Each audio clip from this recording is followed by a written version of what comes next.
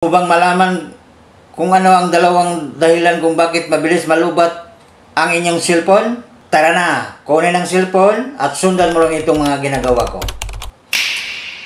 Kung interesado kang malaman, ay huwag kang mag-skip na panoorin ang video para malaman ang dahilan. Ang una natin gawin ay itap natin ang setting.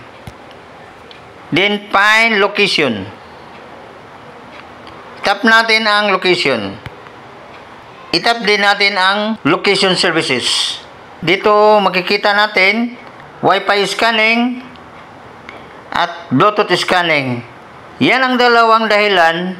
Mabilis mag-init ang ating cellphone at madaling maglubat. Kasi kapag naka-on yan, katulad sa akin, ay naka-turn off. Kino-turn off ko talaga yung dalawa.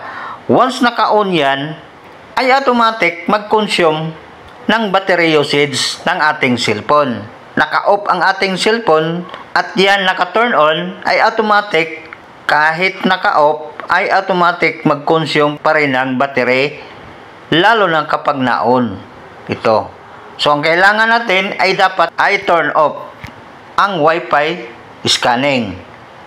Yung nauna. Pangalawa, itong Bluetooth. Halimbawa, itong Bluetooth, sa akin automatic na naka-turn off. Pag sa inyo naka-turn on, ay kailangan yung i-turn off talaga yan.